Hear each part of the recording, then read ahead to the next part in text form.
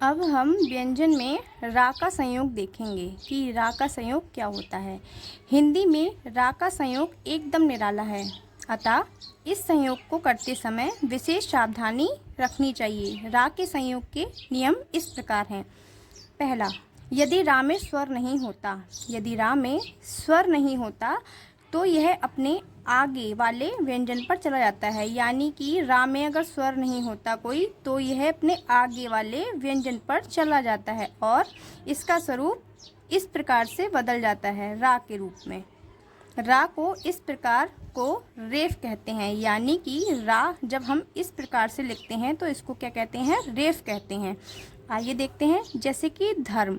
ठीक है, अब धर्म में ये रा जो है ये माँ के ऊपर चला जाएगा। यहाँ पे हमने पढ़ा था कि आगे वाले व्यंजन पर चला जाता है यदि रा में स्वर नहीं होता तो रा, अगर रा ऐसा होता तब माँ के ऊपर नहीं जाता। अब रा के नीचे हलंत लगा हुआ है तो ये माँ के ऊपर चला जाएगा और रा यहाँ से हट जाएगा। तो धर्म, धा रा यहाँ चला गया, माँ धर्म धर्म। ऐसे ही वर्ग, रा ऊपर चला गया, वर्ग। बर्फी, बर्फी, रा यहाँ चला गया। ऐसे ही करम, करम करम। चरम, चरम चरम। चर्बी, चर्बी चर्बी। कार्य, कार्य कार्य। सर्व, सर्व। निर्वाह, निर्वाह। सेकंड स्वरूप देखते हैं इसका। यदि रा से पूर्व आधा व्यंजन आया हो, यानी कि रा से पूर्व आधा व्यंजन आया हो तो दोनों का प्रयोग इस प्रकार किया जाता है।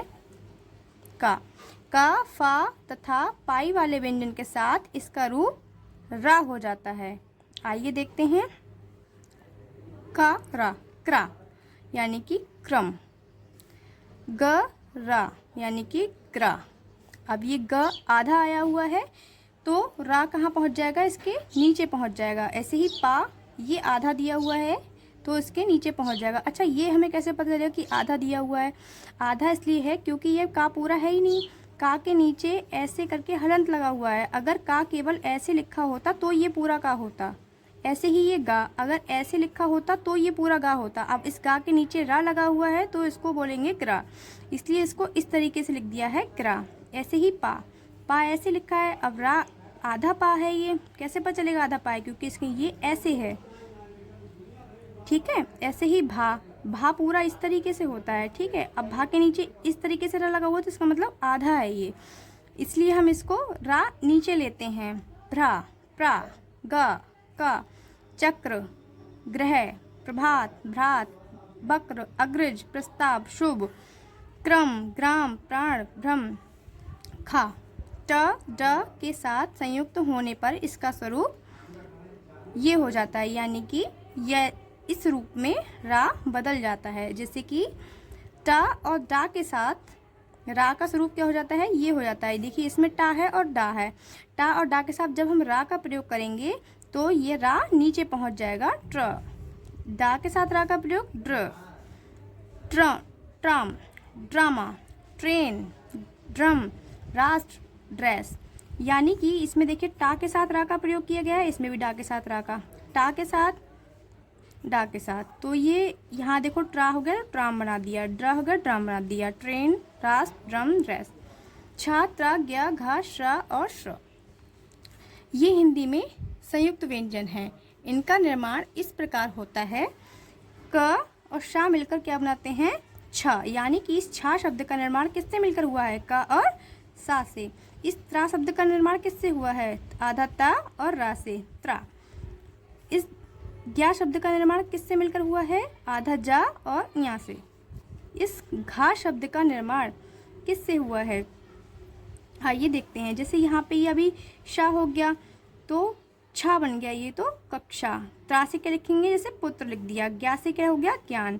ऐसे ये भिक्षा, चक्षु, मित्र, सर्वत्र, श्रृंगार, आज्ञा।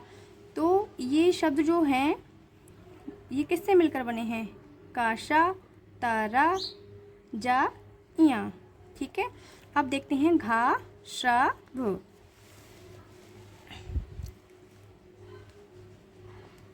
ये देखिए, दा और या मिलके क्या बना है घ। श और रा मिलके क्या बना है श।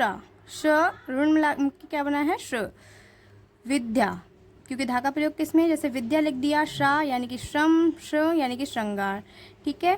गद्य, पद्य, श्राम, विश्राम, अश्रु, श्रृंखला, श्रृंखला, यानी कि घा से कितने हमने रूप बनाए, विद्या, गद्य, पद। श्रा से श्रम, विश्राम, आश्रु। श्रा से श्रृंगार, श्रृगाल, श्रंखाल।